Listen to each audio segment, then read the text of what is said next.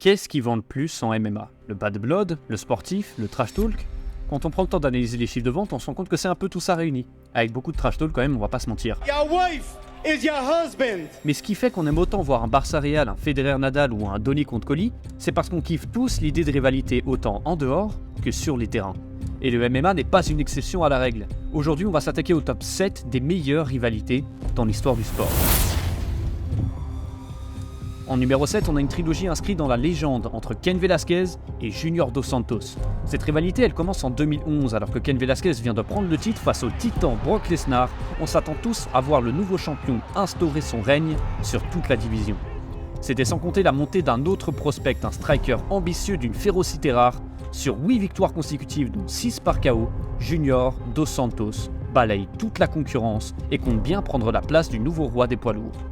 Le combat va être énormément médiatisé, passant pour la première fois sur Fox Sports à la télévision. Pas le moindre trash talk entre les deux hommes, mais le 12 novembre, leurs points vont s'exprimer à leur place.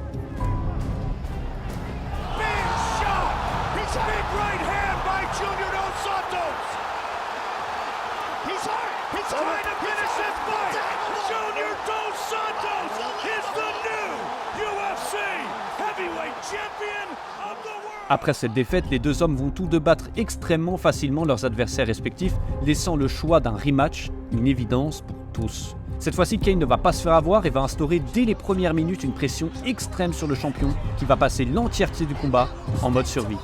Imposant un rythme insoutenable durant 5 rounds, Dos Santos va tout de même tenir bon jusqu'à la décision. Faut aussi se rendre compte que dans cette époque-là en poids lourd, ces deux hommes étaient tout simplement à une classe d'écart de tout le reste de la division.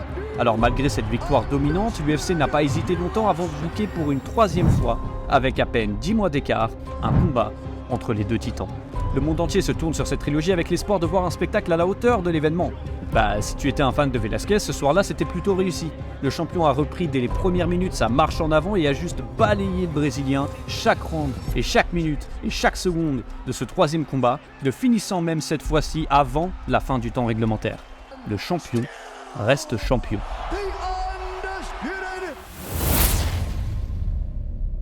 En numéro 6, on a peut-être la rivalité la plus violente de l'histoire des sports de combat. Wanderlei Silva contre Rampage Jackson.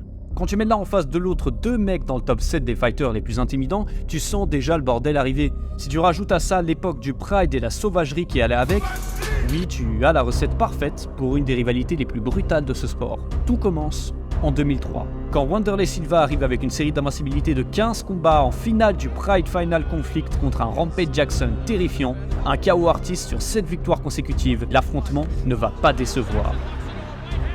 Moins d'un an plus tard, le rematch est lancé. Les deux poids moyens les plus terrifiants de la planète vont s'affronter à Saitama dans un hymne à la cruauté. Et là, c'est l'hymne à la cruauté, attention, hein. Un hôtel dressé au culte de la barbarie. Un combat un peu plus long cette fois-ci, mais le résultat restera le même. Victoire par KO de l'assassin à la hache. En temps normal, on pourrait se dire qu'à 2-0, la rivalité serait finie. Pas avec ces deux chiens de la casse. 4 ans plus tard, après que l'UFC ait pris le dessus sur le Pride et 90% des combattants y aient signé, nos deux rivaux s'y affrontent pour l'UFC 92 à Vegas. L'affiche est extrêmement excitante, connaissant les deux bonhommes, les gens veulent voir un KO et du sang. Faudra attendre que 3 minutes 21 pour voir nos souhaits s'exaucer. Et tu sens la rage et la libération pour Rampage sur KO qui tiens, il en rajoute quand même quelques coups en plus dans sa gueule. Et bon, le dernier, c'est un peu anecdotique et clairement pour du fanservice, mais 10 ans plus tard, en 2018, les deux rivaux de toujours se sont affrontés pour une 4e fois dans un freak show Bellator, qui va quand même, malgré leurs âges avancés, nous offrir un 4e et dernier KO, permettant à Rampage de terminer cette rivalité sur 15 ans, par une égalité de partout. Numéro 5, peut-être une des rivalités qui m'a fait le plus kiffer en tant que spectateur neutre. Quand les performances sportives peuvent s'allier à du divertissement dans les paroles, on se retrouve avec une rivalité extrêmement intéressante. Entre Chaos Covington et le champion Kamaru Usman, ça aura toujours été la guerre des meilleurs ennemis. Des press-conférences mythiques, des face-off intenses, des répliques inoubliables.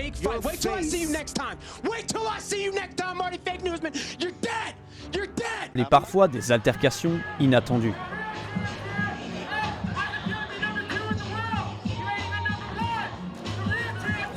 Alors quand tu rajoutes à ça une rivalité sportive des plus serrées, dans 2 combats qui auront été à la hauteur des attentes et de la promotion, que demander de plus ?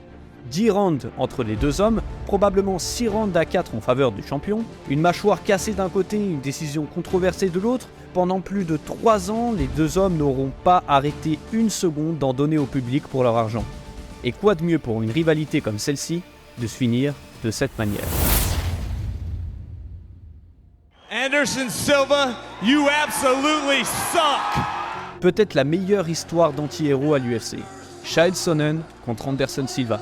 On peut me dire ce qu'on veut, mais pour moi, Chael Sonnen, ça a été le meilleur trash talker du sport. Et la manière dont il avait réussi à utiliser ses mots pour se lever jusqu'au titre contre Anderson Silva et créer une des rivalités les plus excitantes de la division, n'en est qu'une preuve de plus. Anderson Silva is easily the most unpopular fighter in this company. When Anderson Silva walks into a room, you could hear a rat piss on cotton. People tell me he's a great fighter. I say, really? When did you see him fight? Because I haven't seen him fight. He can go dance and be the Michael Jackson of MMA like he likes to do. Anderson Silva, à cette époque-là, c'est déjà 6 défenses de titre et enchaîne les victoires dans 2 catégories à la fois. Et alors qu'il balaye toute la catégorie des middleweight, un nouveau nom commence à faire surface, celui du natif de Portland, Chael Sonnen. Dans chaque intervention, chaque rencontre, chaque face-off, tu pouvais sentir la tension et l'animosité entre les deux fighters. Mais Sonnen a le prototype parfait de la grande bouche qui va se faire corriger facilement. Alors le soir du premier combat, tout le monde s'attend à ce que le champion brésilien lui roule dessus, comme il a maintenant l'habitude de faire. Et bah, tout l'inverse en fait. Sonnen va faire exactement tout ce qu'il avait promis, pression constante, takedown et contrôle au sol. L'Américain domine comme jamais Silva et réalise ce que tout le monde pensait impossible. À l'entrée du dernier round, c'est 4 rounds à 0 pour le challenger, à quelques minutes du plus grand exploit de l'histoire, jusqu'à...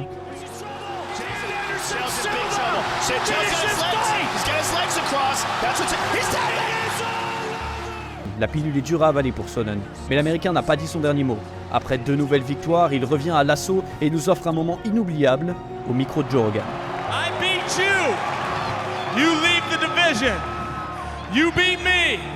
I will leave the UFC forever!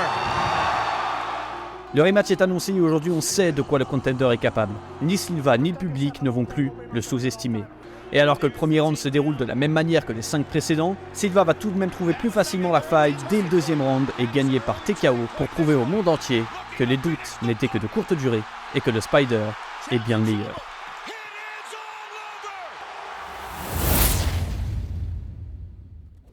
Numéro 3, McGregor Diaz.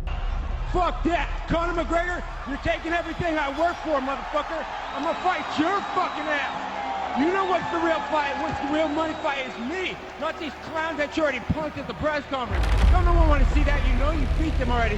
That's the easy fight. You want that real shit. Ça, c'est ce qui a démarré cette rivalité magique entre les deux hommes. D'ailleurs, je pense qu'on peut tous remercier Rafael Dos Anjos de s'être cassé le pied parce que sans ça, on n'aurait jamais eu ce match-up de fou. McGregor Diaz, c'est d'abord un trash talk légendaire avec enfin quelqu'un qui a du répondant.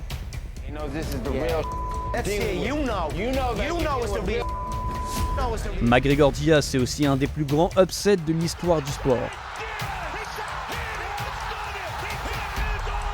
C'est des presse-conférences sous tension où il valait mieux pas être dans le public. Fuck you!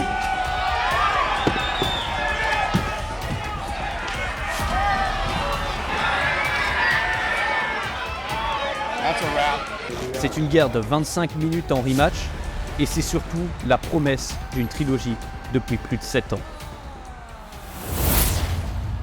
Numéro 2, Adesanya vs Pereira. La rivalité la plus fraîche dans nos têtes, ce que j'avais appelé la plus grande chasse à l'homme de l'histoire du sport il y a quelques mois, mérite très largement cette place dans le classement. Une rivalité qui a les moyens de s'étaler sur 2 sports différents, 7 ans et 4 affrontements. Si tu te rappelles pas toute l'histoire, on commence en 2016 lorsqu'Adesanya et Pereira s'affrontent pour la première fois en kickboxing au Glory of Heroes. Et si ce match soldé par une victoire en décision pour Pereira semble anodin, c'était en réalité les prémices d'une longue histoire de 2 hommes au destin lié. 1 an plus tard, les 2 kickboxers s'affrontent dans un rematch qui ne sera retenu que par son finish incroyable, un KO violent de Pereira qui terminera easy pour la première fois de sa carrière. Après ça, Adesanya s'en ira vers de nouveaux horizons. Signé à l'UFC, le Nigérien va imposer son règne dans toute la division des middleweight pendant de longues années, défendant son titre à 5 reprises, jusqu'à ce qu'un homme rejoigne à son tour l'organisation. Tu l'as bien deviné, cet homme, c'est Alex Pereira. Et après seulement 3 combats dans l'UFC, le Brésilien utilise son historique contre Adesanya pour se propulser jusqu'au combat pour le titre. La chasse à l'homme aura conduit les deux hommes à se rencontrer pour une troisième fois dans une nouvelle discipline. Et comme si c'était pas assez, Pereira va réussir au 5e round l'exploit de terminer le champion par TKO et choquer une fois de plus le monde entier. Les poids moyens ont un nouveau champion, la rivalité une nouvelle ampleur et Adesanya un homme à abattre. Sans surprise, quelques mois plus tard, le rematch est booké. L'affiche la plus attendue depuis bien longtemps est à portée de main et une fois de plus dans ce classement, le spectacle sera au rendez-vous. 4 combats entre les deux ennemis, un partout en MMA, une rivalité historique qui, à mon avis, n'a pas encore dit son dernier mot. Ali avait Fraser, Tyson avait Holyfield et John Jones a eu Daniel Cormier. La rivalité parfaite, les deux hommes que tout oppose. Rarement dans ce classement nous avons eu affaire à deux combattants qui ne s'appréciaient réellement pas en dehors de la cage. Quand McGregor fait du business, ou que Cain Velasquez casse des gueules, on le sait, c'est rien de personnel. Mais avec Cormier et John Jones, c'est une autre affaire. Les deux hommes ne s'apprécient tout simplement pas et n'essayent pas de le cacher. Que ce soit avec les mots en presse-conférence, I will die to beat you. Know that. All right. Be prepared to do that. ou avec les mains en face-off.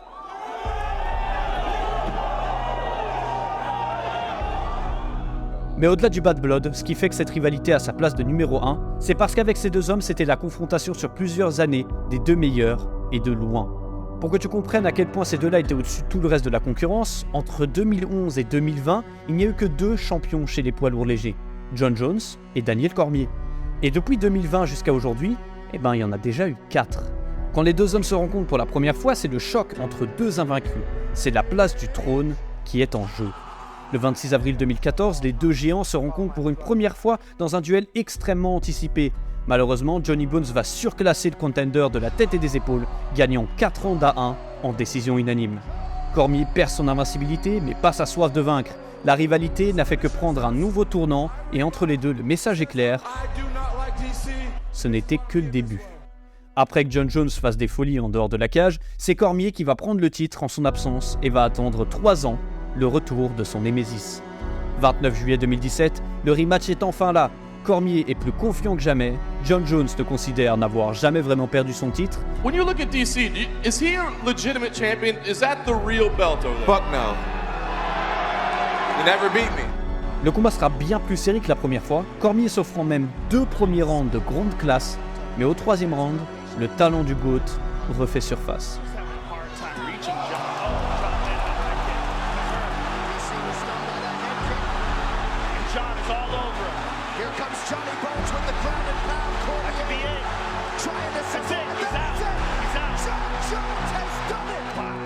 L'après-combat aura été des deux côtés la conclusion parfaite d'une rivalité légendaire entre deux des plus grands du sport.